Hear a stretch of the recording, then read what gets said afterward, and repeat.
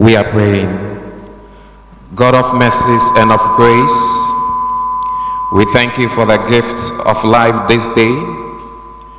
We express our appreciation to you for the vision and mission of this noble university and for our country, Ghana. We thank you for the opportunity to conduct this inaugural lecture of the university.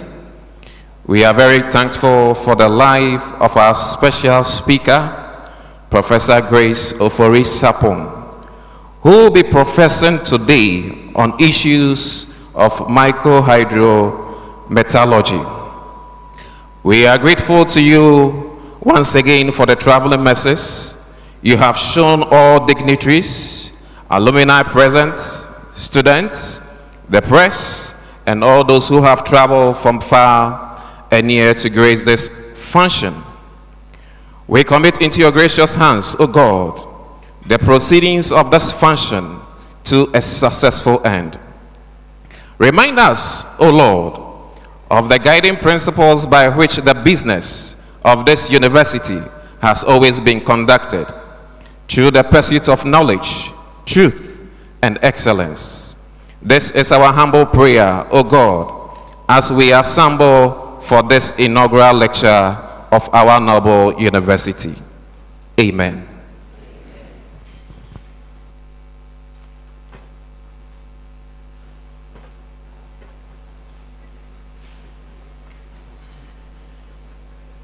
Thank you, Acting Chaplain.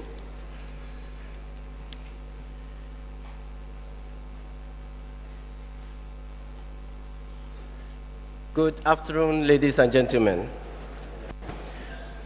My business here is to introduce the chairman for this August occasion.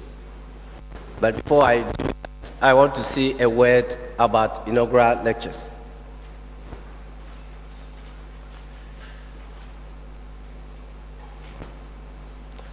It's a pleasure to welcome you to the inaugural lecture of Professor Grace Ofori-Sarpong, a fellow of the Ghana Academy of Arts and Sciences and Dean of our School of Postgraduate Studies.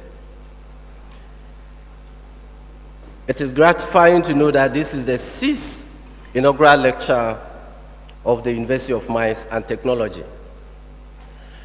An inaugural lecture is a significant milestone in any academic's career.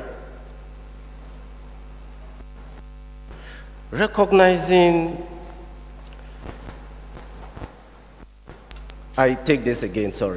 inaugural lecture is a significant milestone in any academic's career, recognizing their promotion to professor. It provides our professors with the opportunity to share their achievements in research, innovation, engagement, before an audience of members of the university community and the general public. Now I go on to introduce the chairman for the occasion. It is now my pleasure and honor to introduce the chairman of today's inaugural lecture. He is a distinguished and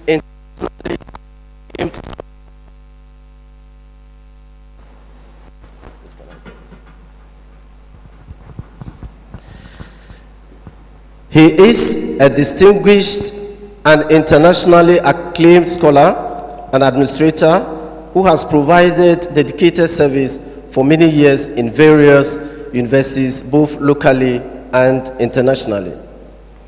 He has served as a researcher, investigator, or consultant on several international and local projects funded by the British Council, European Union, United Nations, World Bank, and several mining and allied companies. He has won several notable awards, including the recent one, Lifetime Gold Legend Award by Forbes Monaco. Our chairman is affable, principled, and a unifier. Ladies and gentlemen, the chairman for this memorable occasion is the Vice Chancellor of this university, Professor Richard Kwesi Amankwa. Shall we give him a standing ovation?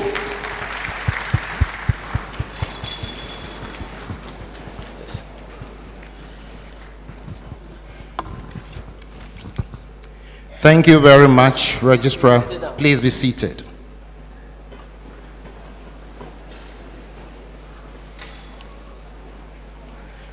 The Pro-Vice Chancellor and other principal officers of the university, former Vice Chancellors present, former registrars present, members of the university community, executives of mining and allied companies, reverend ministers and imams present, members of the press, distinguished ladies and gentlemen, and all those who have joined us on other social media and platforms.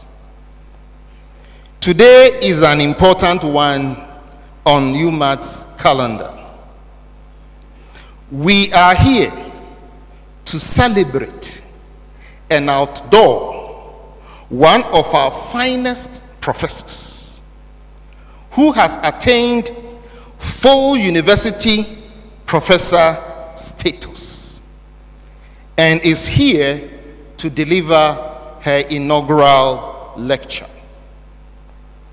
The topic she has chosen for this lecture is upgrade of gold recovery from refractory gold ores using phanerochaete chrysosporum. That is a very interesting topic. Phanerochaete chrysosporum. Once the professor professes, we are good to go. We are not fit to question her. So listen attentively. And when she is done, she is done.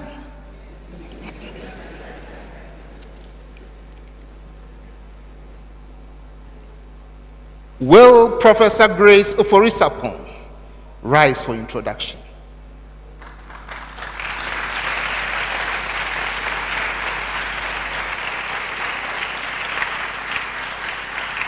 Professor Grace Ofori-Sarpong is the first female professor of minerals engineering in Ghana and the first female professor of minerals engineering in West Africa and the first female full university professor of the University of Mines and Technology.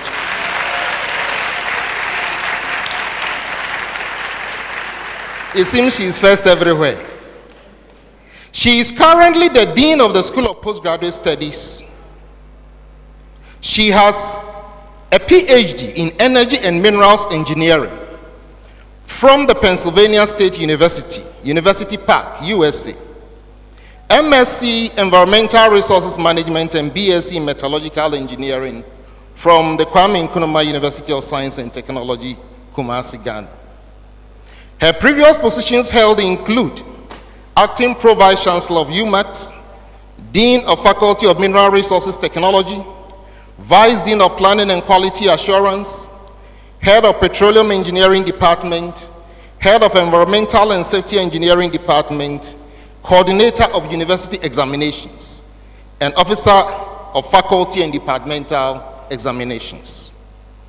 Grace serves as a member on several national boards, including the governing boards of the Minerals Income Investment Fund, Ghana Chamber of Mines Tertiary Education Fund, and the governing council of the University of Mines and Technology.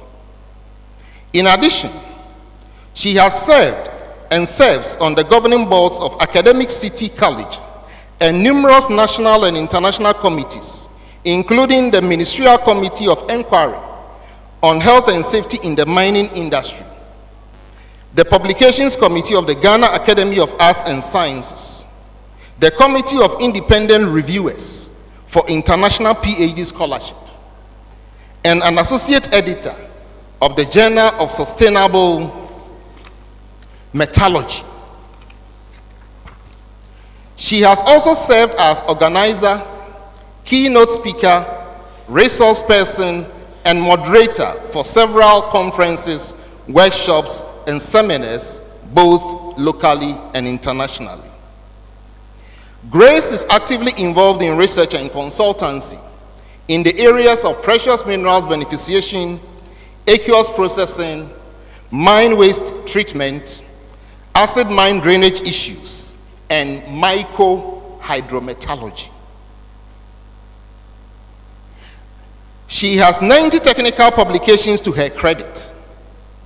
With 20 years experience in lecturing and research in minerals-related issues and community service, Grace has made lots of strides, including receiving an international award in 2017 from OWSD Elsevier Foundation for her contribution to science and her positive role in inspiring and mentoring females to reduce the gender gap in STEM. Grace is the founder and president of Ladies in Mining and Allied Professionals in Ghana, LIMA for short, a fellow of the Ghana Academy of Arts and Sciences and the West African Institute of Mining, Metallurgy, and Petroleum, WIME. She is also a member of the Society for Mining Metallurgy Exploration Engineers and the International Association of Engineers, and also the Society of Petroleum Engineers and Women in Mining, Ghana. Ladies and gentlemen, the professor is ready to profess. Thank you.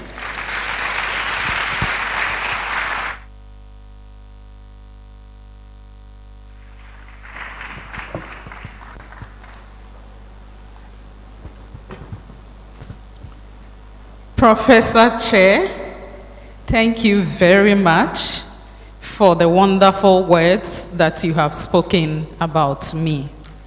Distinguished invited guests, ladies and gentlemen, I feel very much honored to stand before you today to deliver my professorial inaugural lecture on the topic Micro-hydrometallurgy, one-pot degradation of double refractory gold ores by phanerochyte chrysosporium.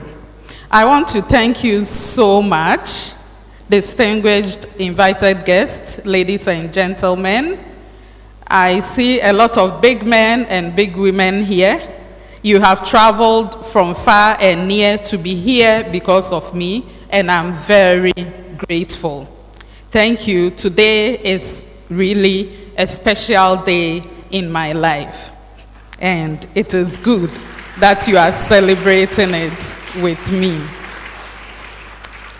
So my topic once again is micro-hydrometallurgy, one-pot degradation of double refractory gold ores by phanerochyte chrysosporium. And to help me sail through this presentation smoothly, I have this outline to serve as a guide. I will mention the pacesetters of inaugural lectures in UMAT. I would have to still appreciate some people. Then I'll give you a short story on my STEM journey before I go to the micro-hydrometallurgy proper. Yes, I have some senior professors here, and I salute them. Professor Daniel Mrekujima, the Foundation Vice Chancellor. Professor Komla Jibodi Ajima. Professor Newton A. Amebe.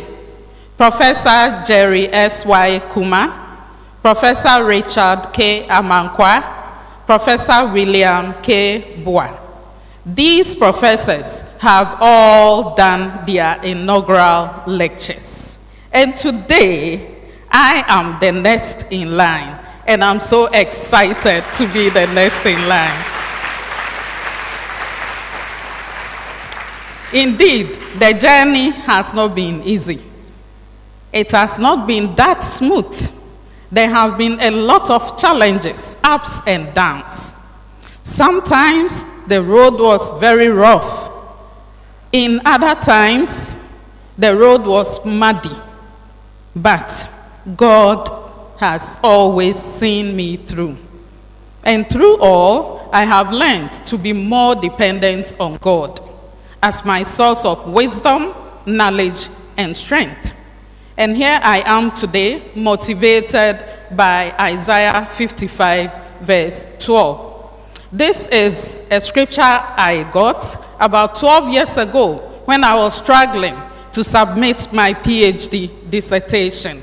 And today, it makes more sense to me. Professor Chair, if you allow me, I would like to read it.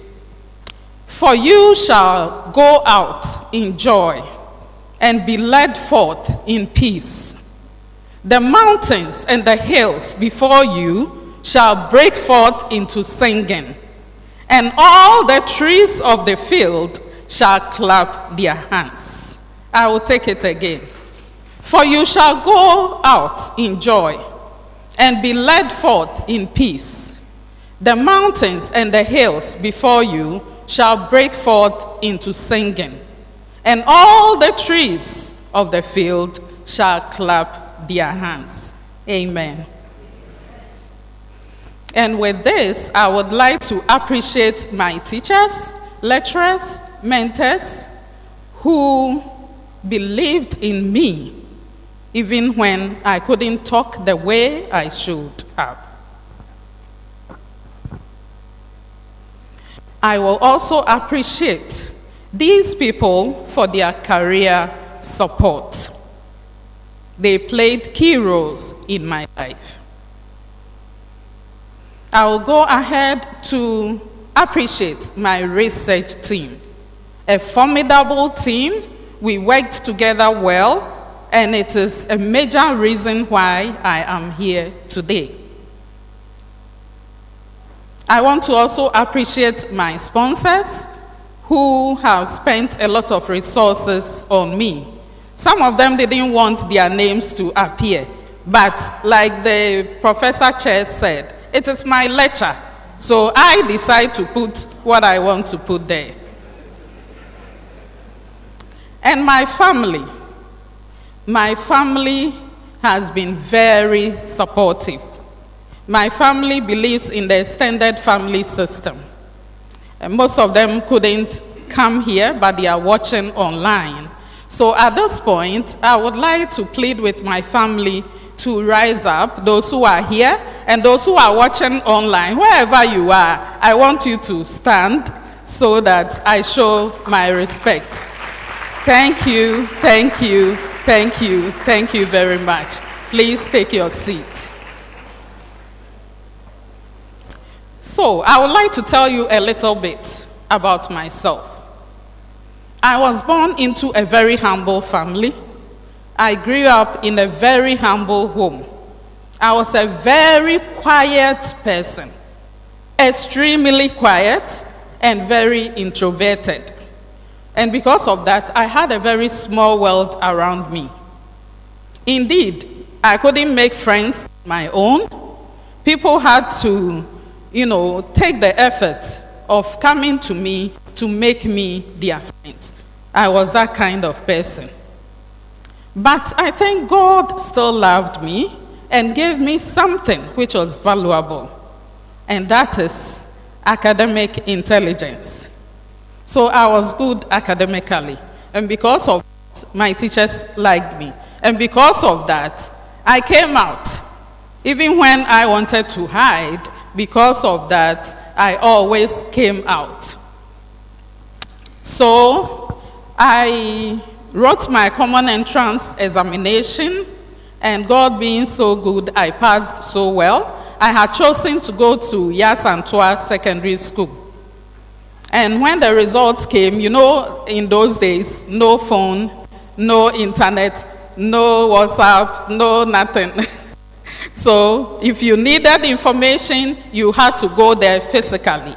So we went there and we saw a list of all the first years coming in, and my name was first.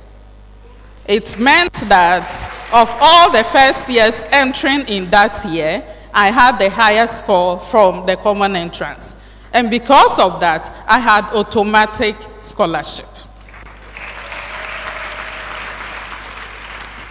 So I finished my O-level, and my school didn't have a science sixth form at that time, so I had to go to another school. I went to St. Mary's Secondary School in Accra to have my A-level. Now, when I was in secondary school, I had a chance to be selected to represent my school at the Science, Technology, Mathematics, and Engineering Clinic, STME, in those days. I went for that program on 2 occasions, and that was a game changer for me. A lot of female, well, not too many, but at least a number of females were paraded before us, and these were role models. So we heard about the first female civil engineer, the first female medical doctor, the first female this, the first female that. And that was a very great game changer for me. I was so much impressed about the females. And at that time, I aspired to be like one of them. Now, before then, I was also lucky to have a brother who was doing mining engineering at the then School of Mines. And I had come to Takwa once. I had seen the helmet and the boot, and I was so much in love with those things. So I decided that I would do something related to mining. It actually started as mining engineering. Why? Because that was the only one I knew at that time. So when I got to know that there are other programs related, I decided to do metallurgical engineering. That was my bachelor's degree. Then I did my master's in environmental resources management and PhD in energy and minerals engineering. So after going through this, and in fact enjoying a lot of help from other people, I decided to pay my dues back to society, because I realized, looking at my own self, that we have a lot of girls that have challenges. And so I decided that I would have to form an association one day. So I started thinking about it, because there was a need to help the girl child surmount her challenges. And that led to the formation of Ladies in Mining and Allied Professions in Ghana, LEMAP GH. This association, the ladies here, I have a lot of them here. Hello. Yeah, hello. Yes. So these ladies have a common focus. And what we believe in is that we are determined, we work so hard, we make a mark wherever we find ourselves, so that we will shine ahead. And as we shine ahead, we are able to inspire the younger ones after us.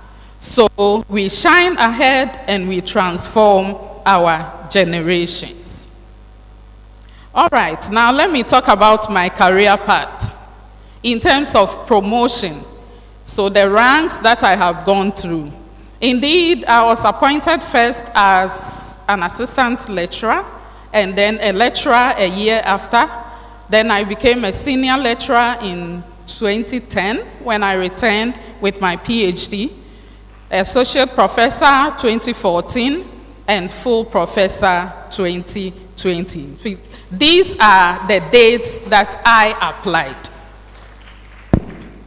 Right. In terms of positions, think all these positions were read by Professor Chair, so I will jump and move on. And these ones too, these are major positions I have held outside of UMAT. In terms of teaching and supervision, well, I'm a teacher. I have taught 20 undergraduate courses, different ones, and 6 postgraduate courses in UMAT and other universities within Ghana and outside Ghana. In terms of supervision of projects and theses, I have supervised 78 bachelor's project work, 11 masters, out of which 7 have finished, and 12 PhD, out of which 6 have finished. Then, national and international, I have also had some engagement in terms of teaching with KNUST, Africa University of Science and Technology, Abuja, Nigeria, 2IE in Ouagadougou, and Penn State University. Research. I have conducted research in several areas, and out of that, I have 44 journal publications, 45 conference papers, and 2 book chapters.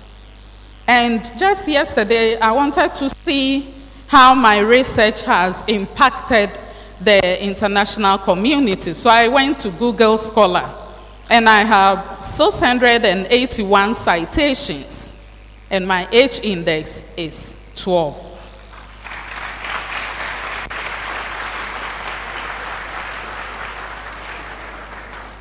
Thank you very much. So here, I'm showing the award that Professor Chair spoke about. This is the OWSD Elsevier Award that I received in the US in 2017. Now, I want to talk about research. Contribution of my research to the scientific community. So my topic again, microhydrometallurgy, one-pot degradation of double refractory gold ores by phanerochaete chrysosporium. And I'm so happy about the way Kwame Sefakai and the team digested this topic. It was interesting, the various versions of names that they gave, or the way they mentioned the technical words over there. That was very interesting. And for the sake of Kwesi Pratt, I decided to come out with a certain, basic topic. So basically, we can say that we are using mushrooms. Everybody knows mushrooms. Yes. Phanerochaete chrysosporium is a fungus. And mushroom is a fungus. It's just that Phanerochaete chrysosporium is not the edible fungus. So we are using mushroom. Why are we using mushroom? We have gold particles in some hard rocks. We want to get access to the gold particles. So we are using the mushroom to break down these hard rocks so that gold in it will be free and we can extract the gold. So when I talk about microhydrometallurgy, this is a term that came into the literature in 2009, and it came out of my PhD research.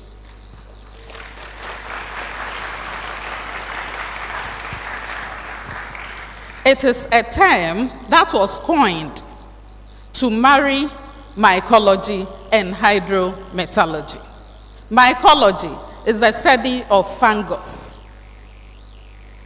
how we are able to make use of the fungus and the adverse effects of the fungus to human beings.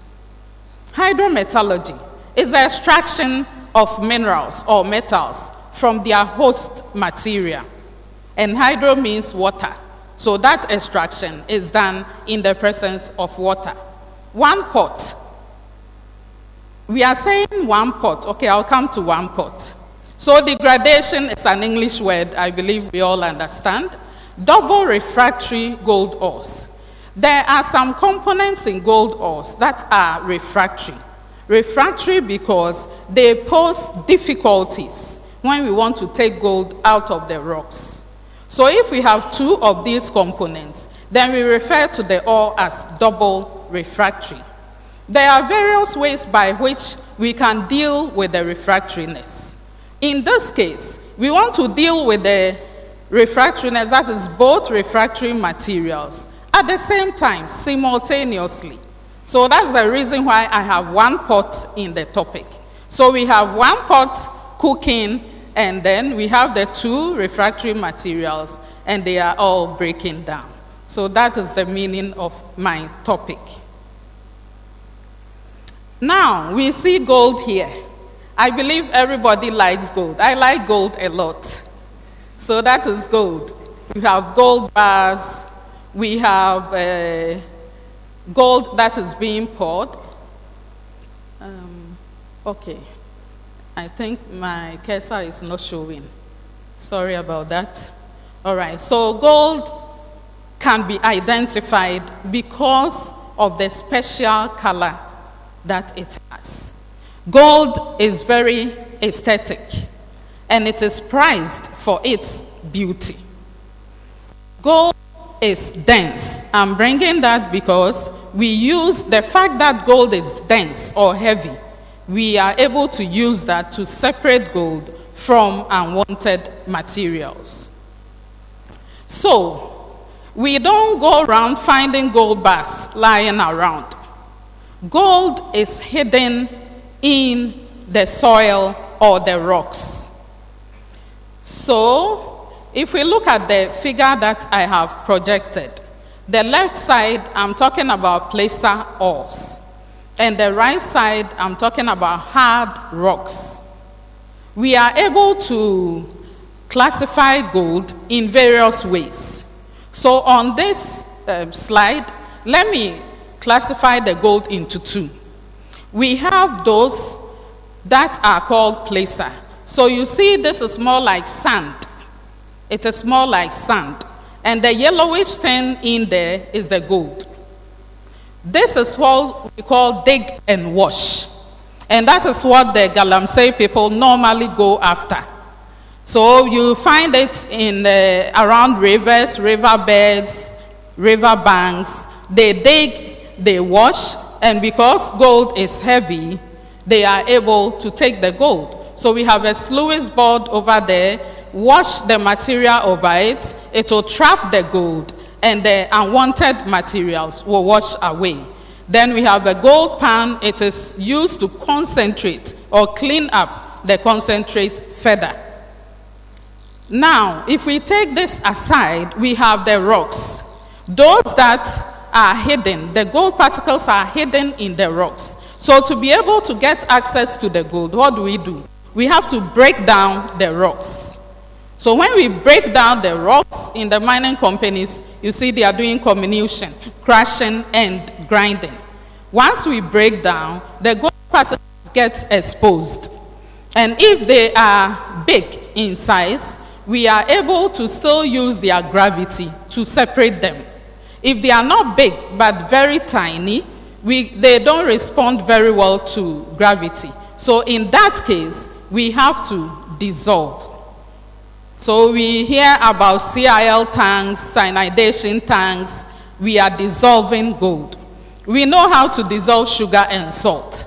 We put it in water, it is dissolved. But gold doesn't dissolve like that. That is why you can use your rings to wash and it will not dissolve. We need a chemical in the water for the gold to dissolve. That is why we hear about cyanide. We put it there and it is able to get gold to be in solution. Now, when we dissolve the gold and we are able to recover about 95%, that ore is referred to as free milling. So we look at this table over there. Free milling, we have 95%. What we are saying is that once we crush and grind the material or we mill the material, gold becomes free and we are able to extract it through gravity concentration and cyanidation. But sometimes, because of the refractory materials I spoke about, we are not able to get the 95% recovery. Why? Because the components stand in the way and reduce the extent to which we can get gold into solution. So I show this diagram here. On the right-hand side, I'm talking about easier to treat material. That is the free milling. So we grind and we are able to extract 95%. On the left-hand side, we grind, but we are not able to extract 95%. And it can be as low as 40%, depending on the extent of refractoriness. And the reason is that we have these components in them, and for the purpose of this talk, I'm going to talk about two of them, sulfites and carbonaceous matter. When we have carbonaceous matter, what it does is, when we have dissolved gold, gold is in solution, carbonaceous matter will take the gold out. So it will not be available in solution. When we have sulfites there, sulfite, I want to use this to just demonstrate it. What I have on the right-hand side is palm kernel, adjin. I believe we have seen adjin before, palm kernel. If we want water to get into the fruit within the kernel, how do we do it? If we leave it like that, the water will not get access. And that is the way the sulfite is. The leaching reagents will not get access to the gold that is hidden in the sulfite. If we want the leaching reagent to get access to gold, we have to break the sulfites, break the matrix. So in this case, we have to break the palm kernel, break the shell, and then the water will get access to the fruit within. So for sulfites, that is the way we deal with it. And there are various ways by which we can do that. I want to talk about two processes that we have used in Ghana, and that is roasting and bio-oxidation. Roasting, when we use roasting, I mean, we all know about roasted corn, roasted plantain, so that is roasting. We put the material, we burn it in the presence of oxygen, that is roasting. So when we have sulfites in the ore, the sulfites will undergo oxidation, become oxide. Oxide is porous, so it will allow the leaching reagent to get through to where the gold is. When we have carbonaceous matter, the carbons, roasting will also oxidize the carbon. So there is no problem. But the problem is that it is going to release poisonous gases. And these poisonous gases, some of them are acidic, some become herbicides, and some are carcinogenic. So roasting was banned in Ghana in the mid-90s. And some of the mining companies, quickly switched over to bio-oxidation. We have Bogoso and we have Anglo Gold Ashanti Obuasi. They have this type of ore, double refractory. And so they have done roasting before and they are doing bio-oxidation. Why? Because they have refractory materials. Now, bio-oxidation eliminates the gaseous poisonous substances that we encounter in roasting because it is done in water. So that is hydrometallurgy. It is done in water. So we have bacteria, microorganisms. Bacteria. I'll mention just a few: acidic thiobacillus, thiooxidans, leptospirillum, ferrooxidans, and the rest. So these bacteria, we say they are chemolithoautotrophic, iron and sulfur oxidizing bacteria. So when you put in iron and sulfur, they will deal with it. But you put in carbon, they will not, because they don't work on organic materials. So after biooxidation, we have the palm kernel shell broken, and we have access to the fruit, that is the gold. And then we take it through cyanidation, where we dissolve the gold.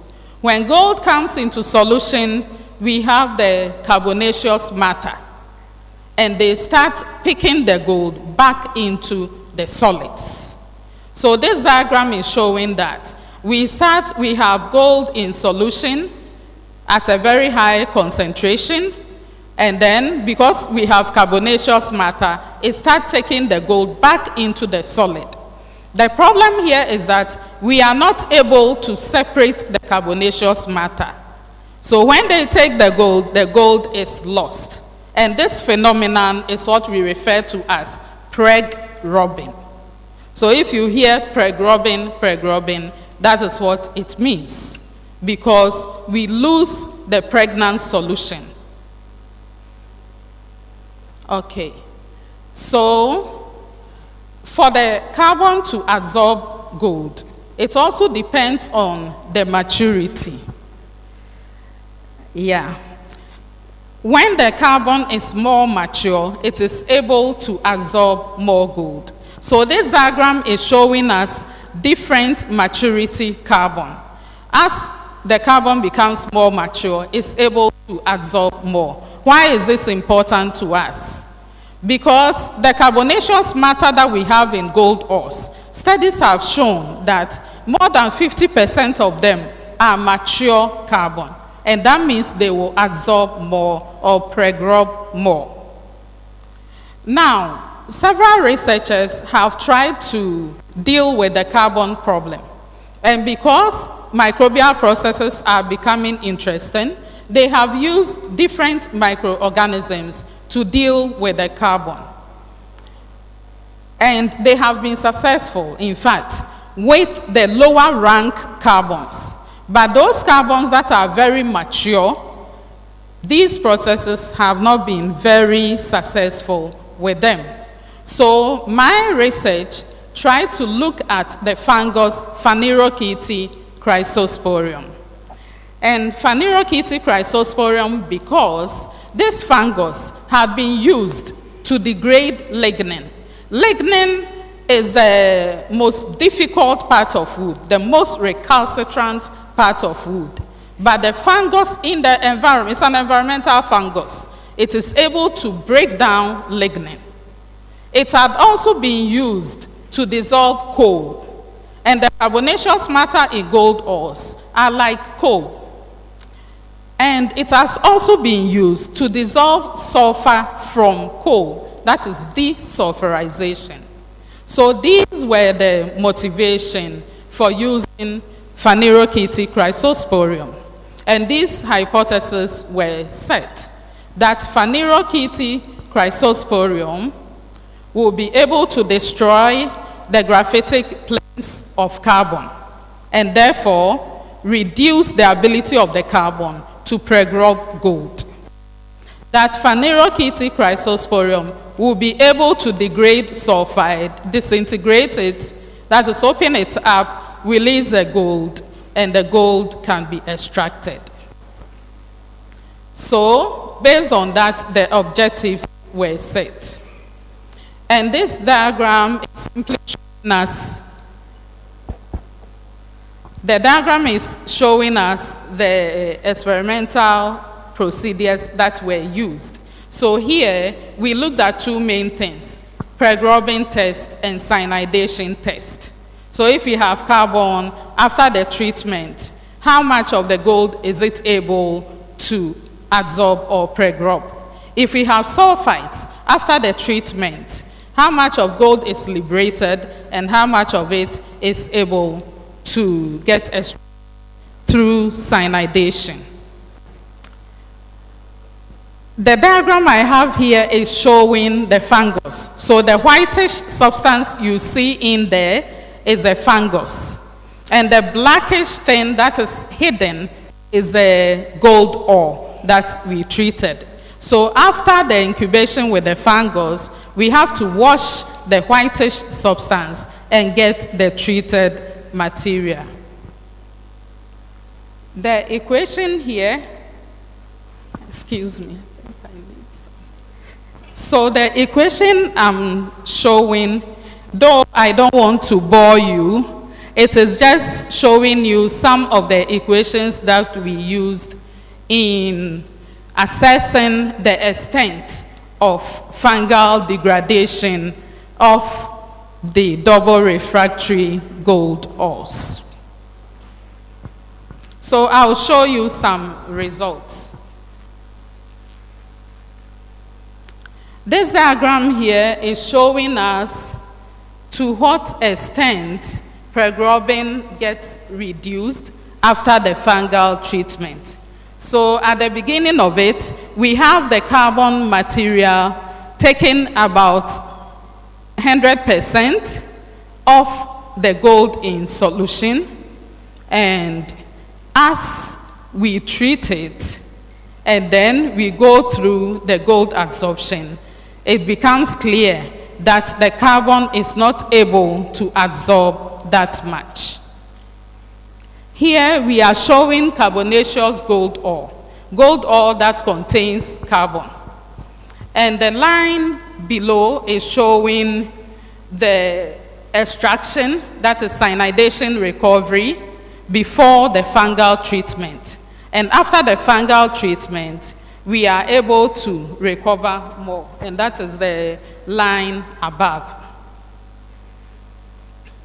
Here we are showing sulfide. So sulfide sulfur in flotation concentrate. The line below is showing the extent of sulfide oxidation without the fungus. And with the fungus, we are able to extend the oxidation of sulfide to about 55% oxidation. And after the oxidation, it is believed that gold is liberated, and that should show in the recovery. So the red, that is the triangles, are showing the recovery of gold, whilst the squares are showing sulfide oxidation. So the oxidation translates into gold recovery. And on this diagram, we are given a summary. The first bar is showing the extent of sulfide sulfur oxidation. The second diagram is showing the extent of reduction in preglobin as a result of the fungal treatment. And the last bar is showing the increase in gold recovery after both treatments. So here we are looking at in vitro. So what I showed you with the fungal biomass showing all over, that is in vivo. That is doing the process in the presence of the fungus. We also tried the in vitro, which is cell-free. So we grow the fungus, remove the chaff, and then we use the liquor to do the treatment. And that treatment is the in vitro, and we are able to increase the recovery from the as received double refractory gold ores. This diagram is showing us some kind of comparison between in vivo and in vitro. And so here we are showing both the in vivo, that's the whole cell, and in vitro cell-free are able to increase gold recovery from the as received, which is the first bar that shows there. So, Professor Chair, at this point, I want to talk about my humble contribution.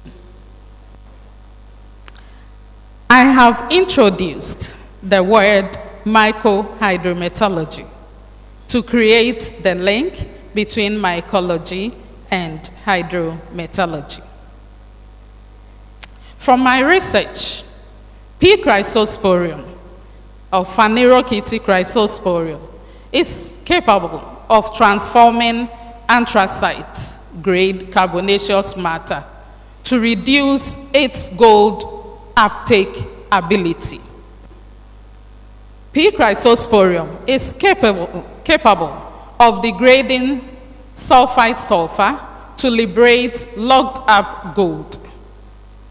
And all these results in enhanced gold recovery. The whole cells of P. chrysosporium provide continuous supply of enzymes. Challenges in post-treatment biomass separation can be addressed through cell-free treatment. My contribution to science is that I have expanded the frontiers in finding alternative pretreatment methods for double refractory gold ores, and this pretreatment process utilizes the fungus Phanerochaete chrysosporium in a one-pot process. My research has therefore broken a new ground, and several research groups are expanding the findings in various directions. The next steps, the future of this research area, the future direction should focus on increasing the efficiency of enzyme extraction processes. The future should focus on exploring enzyme production in a continuous mode in an adjacent pretreatment vessel to ensure continuous supply of enzyme. Systematic quantification and purification of the fungal extracts to obtain the pure enzyme. Validation of key results in semi-continuous mode. Scaling up of experimental procedures and pilot scale processing for continuous validation of findings. Professor Chair, distinguished invited guests, ladies and gentlemen, once again, I want to thank you so much for your commitment to celebrate this day with me. Thank you very much.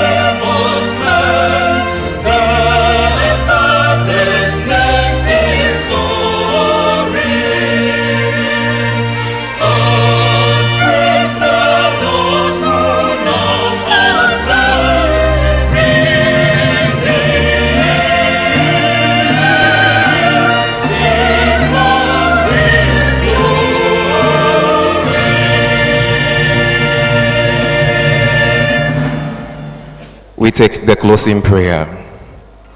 O God of mercies and of grace, we are indeed very grateful to you for the care and support for a very successful 6th inaugural lecture. We thank you for what you have done, you are doing, and about to do for the university.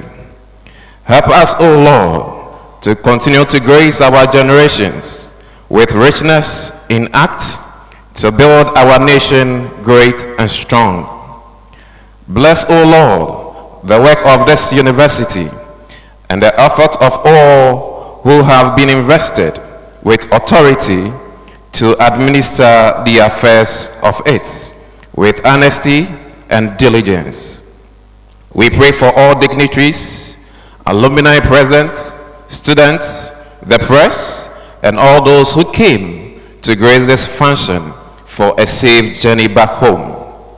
And now, may the peace of God, which surpasses all understanding, keep our hearts and minds in the knowledge and love of Him, and may He continue to bless us all as we depart from the grounds of the 6th inaugural lecture until we meet again. Amen.